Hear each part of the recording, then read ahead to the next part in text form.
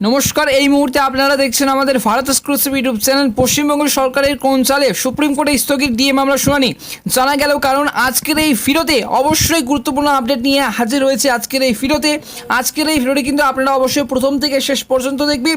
প্রিয় দর্শক, 4 মাস পরেও বকেয়া মহার্ঘ ভাতা ডিএ মামলা শুনানি হলো না সুপ্রিম কোর্টে।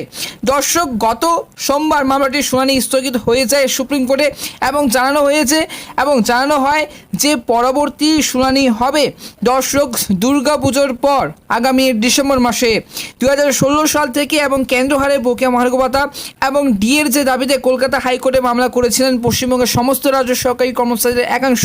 সেই সময় প্রথম সেটে জয় পেয়েছিল রাজ্য সরকার, কিন্তু তারপর থেকে প্রতিটি ক্ষেত্রে কিন্তু জয় পেয়ে আসছে পশ্চিমবঙ্গের সমস্ত রাজ্য সরকারি কর্মচারীরা।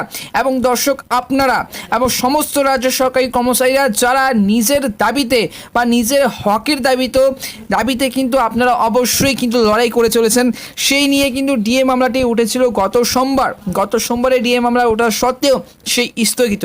এবং কারণটা কি, কেন সেই স্থগিত রাখা হলো ডিএ মামলার শুনানি, অবশ্যই জানাবো আজকের এই ভিডিওটি। প্রিয় দর্শক, অবশ্যই কিন্তু আজকের এই আপডেটটি প্রথম থেকে শেষ পর্যন্ত দেখবে। সুপ্রিম কোর্টে মামলার অভিযোগ করে সেই রাজ্য সরকার, এদিকে উচ্চ আদালত রাজ্যকে সরকারি কর্মচারীদের কেন্দ্রের যে সমতুল্য 31% হারে ডিএ দেওয়ার যে নির্দেশ দেয়, কিন্তু তাতেই কোনো রকম সম্মতি হয়নি সরকার। তাই সেই রায়কে রীতিমতো চ্যালেঞ্জ করে কিন্তু রিভিউ পিটিশন দাখিল করেছিল রাজ্য সরকার।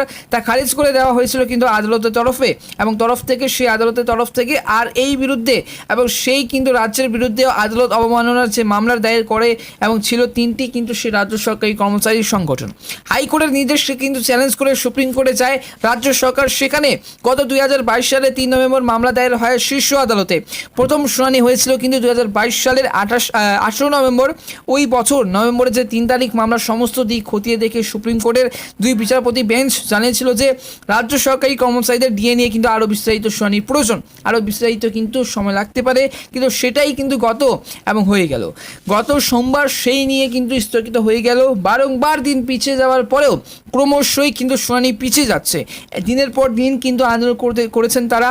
অনেক বুক ভেদে আশা করেছিলেন যে এই মুহূর্তে, যেটা 16 জুলাই গত সোমবার ডিএ মামলাটি কিন্তু জয় হবেই হবে।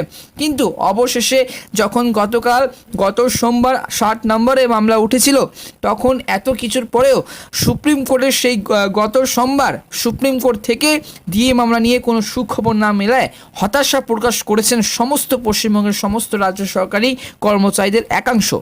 তাদের ধারণা ছিল যে 60 নম্বরের যে ডিএ মামলা থাকলেও কোথাও কিন্তু গিয়ে অনেকে ভেবেছিল যে রাজ্যকে হয়তো এইবার পরাজয়ের মুখে পড়তে হবে বলে কিন্তু আশা করেছিলেন সমস্ত রাজ্য সরকারি কর্মচারীদের একাংশ এবং রাজ্য সরকারি কর্মচারীদের একাংশ। কিন্তু সেইগুলো কিন্তু সবটা আবারও কিন্তু পিছিয়ে গেল। এবার প্রশ্ন হচ্ছে যে কেন গত সোমবার ডিএ মামলাটি কিন্তু শুনানি হয়েছে এবং শুনানি হওয়ার কথা ছিল, শুনানি হয়নি। কিন্তু শুনানির মতো কিন্তু সেই নির্দেশ দিয়েছিল যে শুনানি হবে, তবে শুনানি না হওয়ার কারণ কি? এবার প্রশ্ন হচ্ছে যে সমস্ত রাজ্য সরকারি কর্মচারীদের বা কর্তৃপক্ষ থেকে এবং সমস্ত রাজ্য সরকারি কর্মচারীদের কর্তৃপক্ষ থেকে যে সমস্ত রাজ্যের সমস্ত ব্যক্তি এটাই প্রশ্ন করেন যে শুনানি হওয়ার কারণ কি, শুনানি না হওয়ার কারণ কি। আসলে যখন ডিএ মামলা ওঠে তখন শুনানির জন্য আরও কিন্তু সময় চান রাজ্যে সরকারের যে আইনজীবী অভিষেক মনু সিংভি।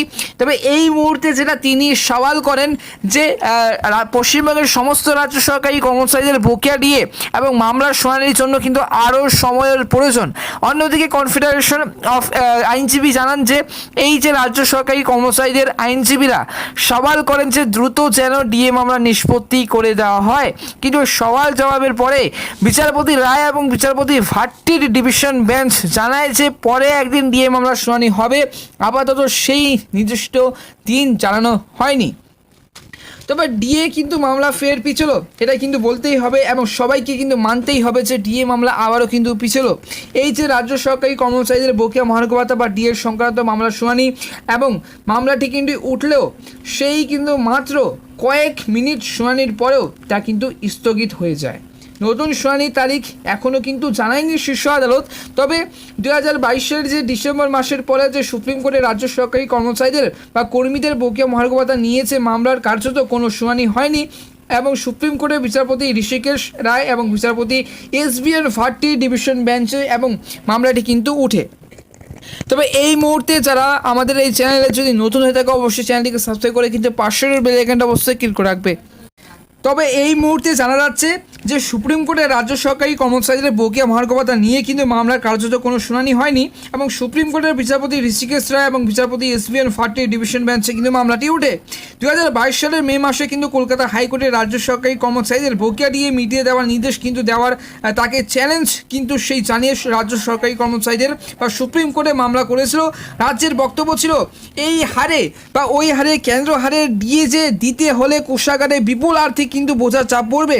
কেন্দ্রের কর্মীরা এখন কিন্তু 50% হারে ডিএ পাচ্ছেন, সেই কিন্তু পশ্চিমবঙ্গের সমস্ত রাজ্য সরকারি কর্মচারীরা কিন্তু দাবি করেছেন যে সমস্ত বকেয়া ডিএ সহ এবং সমস্ত কেন্দ্র হারে ডিএ দাবিতে কিন্তু তারা অনড় রয়েছেন এবং সেই নিয়ে কিন্তু আন্দোলন করছেন। দিনের পর দিন তারা কিন্তু আন্দোলন করছেন, 424তম দিন ধরে আন্দোলন করছেন তারা আজও পর্যন্ত। কেন্দ্রের কর্মীরা এখন 50% হারে ডিএ পাচ্ছেন, সেখানে রাজ্য সরকারি কর্মীরা পাচ্ছেন মাত্র 14% হারে ডিএ। 1 জুলাই বেতন মাস থেকে কিন্তু 4% ডিএ বাড়ার কিন্তু কথা কেন্দ্রের, তখন এই যে ফারাক এবং পার্থক্য বেড়ে যায় কিন্তু 40%। আজ শেষ বেলায় এবং সুপ্রিম কোর্টে যে মামলাটি উঠলে রাজ্যের আইনজীবী অভিষেক মনু সিংভি জানান যে মামলাটির সঙ্গে যেহেতু একাধিক কিন্তু পক্ষ জড়িত রয়েছে তাই মামলাটির কিন্তু আরও বিস্তারিত শুনানি প্রয়োজন। আন্দোলনকারীদের পক্ষ থেকে এই যে দাবি যে করা হয় যে পঞ্চম বেতন কমিশনের যে সুপারিশ অনুযায়ী ডিএ যে দিতে হবে তা আগের কিন্তু শুনানি সময়ে কিন্তু সে স্থির হয়ে যায় এবং স্থির হয়ে গিয়েছে। অন্তর্বর্তী নির্দেশও কিন্তু রাজ্যের কর্মীদের পক্ষে রয়েছে। সুপ্রিম কোর্ট জানায় যে বিষয়টি নিয়ে বিস্তারিত শুনানি প্রয়োজন।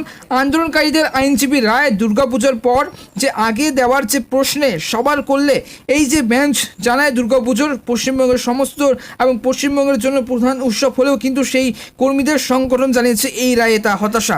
আজ সেই কিন্তু সুপ্রিম কোর্টে এবং মামলাটি উঠলেও রাজ্যের যে আইনজীবী এবং সেই আরেকবার বলছি যে আইনজীবী এই যে অভিষেক মনু সিংভি কী জানান অবশ্যই কিন্তু আরেকবার তো আপনাদেরকে বলে দিচ্ছি যে মামলাটির সঙ্গে যেহেতু একাধিক পক্ষ কিন্তু জড়িত রয়েছে তাই মামলাটির কিন্তু আরও বিস্তারিত শুনানি প্রয়োজন। এই যে বক্তব্য তাদের এবং তার মনু সিংভির বক্তব্য যে মামলাটির সঙ্গে যেহেতু একাধিক কিন্তু পক্ষ জড়িত সেই নিয়ে কিন্তু মামলাটি আরও বিস্তারিত আলোচনা প্রয়োজন এবং আন্দোলনকারীদের পক্ষ থেকে দাবি করা হয় যে পঞ্চম বেতন কমিশনের যে অনুযায়ী এবং কমিশনের সুপারিশ অনুযায়ী ডিএ যে দিতে হবে তা আগের শুনানির সময়ে যে স্থির হয়ে গিয়েছে। অন্তর্বর্তী নির্দেশ কিন্তু রাজ্যের কর্মীদের পক্ষে রয়েছে।